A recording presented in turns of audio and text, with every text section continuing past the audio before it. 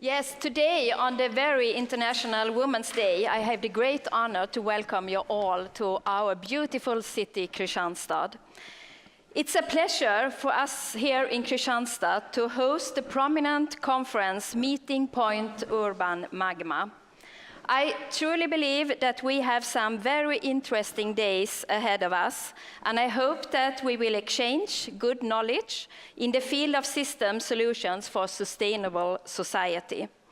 I certainly hope that you all will have a good time in our city and that you will enjoy the facilities in our rebuilt Rådhus Skåne. 82,000 people live in Kristianstad today. 15,000 students study at the University of Kristianstad, and more than 7,000 enterprises are located in our municipality. Our inhabitants are born in the city of Kristianstad or in Syria, in one of the surrounding villages, or in Kabul. And the past 6 months, we have welcomed many refugees. Today, about 17% of our inhabitants are born in another country. And we work hard every day to give qualified service to all people living, working, or studying here. The city of Kristianstad was founded in 1614 by the Danish king Christian IV. The ancient king chose the place for his new city very carefully, since he needed a place to build a secure fortress as a protection against the dangerous enemy, the Swedes. Well, his Majesty of Denmark found the best location right here in the middle of the swamp. The city of Kristianstad was thus built surrounded by water. Christian IV of Denmark built ramparts to protect his new city. This is a kind of settlement that very much still signifies the city of Kristianstad. And no, we try another. Well, it has to be said, Kristianstad is one of the most beautiful places in Sweden. The landscape, the water, the animals, and the nature, side by side to a vibrant urban life. The city is embedded in this environment, totally surrounded by water. This very special location has throughout the years meant both threats and possibilities for the development for the society. Our most dangerous threat is obviously flooding. With the climate change, we have been forced to have an exceptionally good readiness for both skyfall and water. In 2002, we were only 8 centimeters away from having half of the city flooded. Since then, we have sent out a very strong political signal to express our priority to prevent flooding in the future. We have built new ramparts as well as consolidated existing. These prevention efforts are part of an ever-ongoing process, an important priority in our city. It's a question of survival for our city. Some of you, I hope, visited Naturum yesterday evening, and those of you who didn't, I suggest a walk during the lunch break. Just walk over the bridge leading to Naturum, right behind the railway station, and you will get a small glimpse in this spectacular nature. Some 10 years ago, I had a great honor of signing the application to UNESCO about us being appointed as a biosphere reserve. And in 2005, with the strong support of our government, we were appointed by UNESCO and one of the biosphere reserves in the world. This responsibility connected to a biosphere reserve is both about keeping and developing the assets in the landscape. In our case, the area is totally unique as the city is surrounded by the biosphere reserve. In Vattenriket, the wetlands, you may experience totally different environments. Within the biosphere reserve, almost all types of nature found in Sweden are represented. This is totally unique and totally cool, I will say. Our Biosphere Reserve Office works with projects in continuous dialogue in cooperation with landowners, organizations, and authorities on local, regional, national, and international level. All efforts are striving towards the creation of a sustainable society, socially, ecologically, and economically. With the support from our government, we have built a beautiful Naturum, which is a visitor center located in the heart of the city, in the heart of the wetlands. Our Naturum has over 100,000 visitors every year, and I hope you will be one of them. As one measure to mitigate future threats, Kristianstad wants to be a forefront in reducing our carbon footprint. We are combining different measures of heat power, biogas, wind power, and energy efficiency. We don't only want to work with prevention, but moreover, we want to be in the forefront in reducing the emissions of greenhouse gases. Since 2005, we have a climate strategy, and already in 2011, we decided to strive towards becoming a fossil-free municipality by the year of 2020. This fairly high ambition has forced us to transform a lot of our heating system, as well as cars and buses, from oil and petrol to biofuel and biogas. We are also working with a long-term program in order to develop wind power energy. The overall ambition in Kristianstad environmental and climate efforts has an important starting point. We want to change right here, locally, in order to be able to make difference globally. Our high ambition in the early days has forced us to choose path and make priorities. And we started off with the children. The children, we have realized, are always the best ambassadors when it comes to changing attitudes.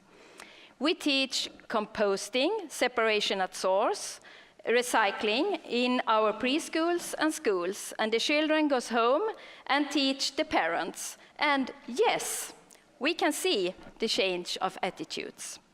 In the end of the 20th, we invested in our own site for biogas production. The buses in town is driven on biogas, and so are most of the cars which we use in the municipality. We have also cars driven on solar energy, which is something we have introduced just recently. Now, it's important for me to underline that adapting to a more sustainable society is not just a cost, it's an investment. We have all enormous challenges ahead of us, which I'm sure we will hear more about in a while from Mr. Matthias Goldman. But it is important to bear in mind that our strive towards sustainability also provides great opportunities for new businesses. Here in Kristianstad, we have several successful companies in field of clean tech. We are proud to have companies like, for example, Malmberg, who are also one of the hosts in this conference, a clean tech company offering complete solutions in the fields of water treatment and biogas. For those of you interested in learning more about Malmberg and their whereabouts, you have the possibility of visiting the company tomorrow in one of the study visits offered by this conference. And one of the other study visits tomorrow goes to MoLab, a laboratory created jointly by Kristianstad University, Krinova Incubator and Science Park, Chamber of Commerce, and the municipality of Kristianstad. And I hope you will all take the opportunity tomorrow to visit MoLab or Malmberg or one of the other interesting study visits to get a better view of what happens in our city in the field of sustainability. It will be worth it, I can assure. Just as the intention of the Danish king Christian IV in 1614, this spot where we are right now, the town hall and the squares, is still the center of Kristianstad. We have been building the city for more than 400 years, and it keeps on growing and changing. The city has been awarded several honorable distinctions lately. In 2014, we were awarded the Best Swedish City Center, which is a proof of our long tradition as a commercial center in an inviting and attractive environment.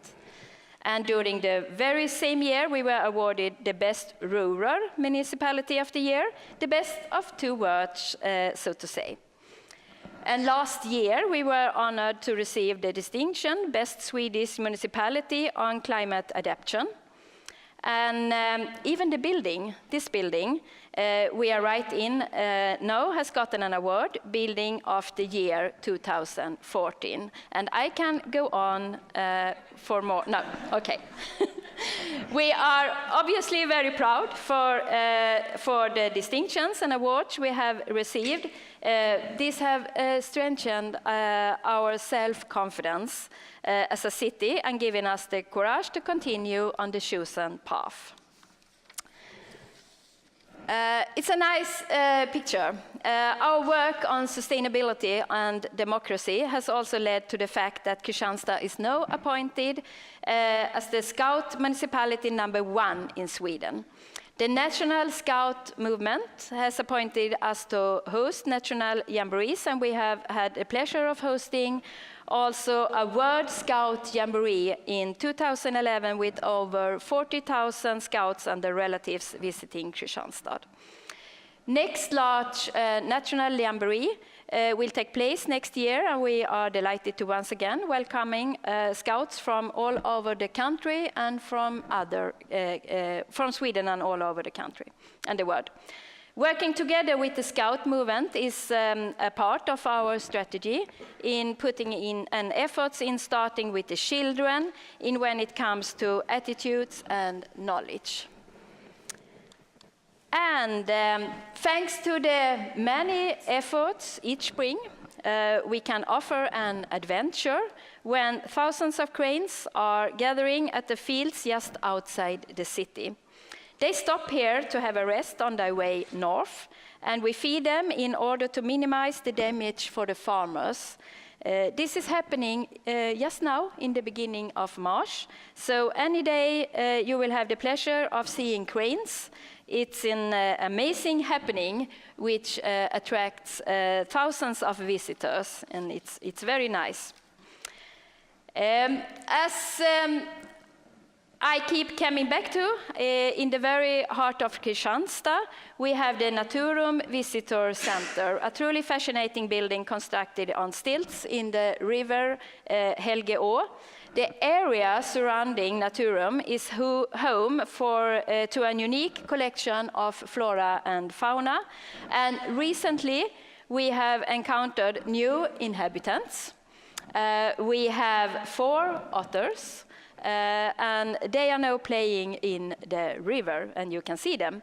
This is, as you imagine, unique, having the possibility to see these sweet and happy otters play, just a stone's throw away from the railway station. So for the sake of our otters, our cranes, and our children, I can assure you that we will continue. We will continue to focus on taking environmental and climate measures also in the future. So once again, to all of you, very welcome to Kristianstad Municipality. And maybe you can say hello to the otters now. We try.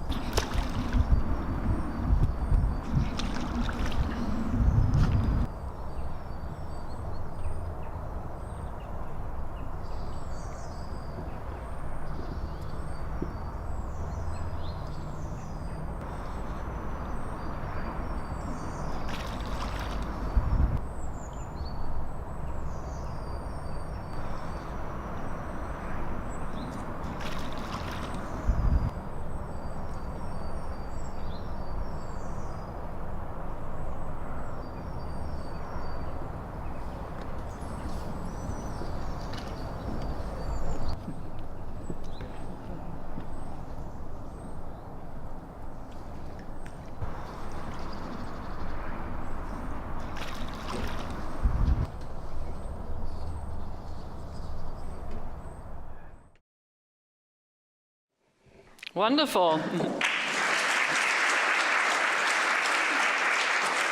So there you have it. We've said hello to the otters. Thank you so much, Helen, and thank you for having us here all today.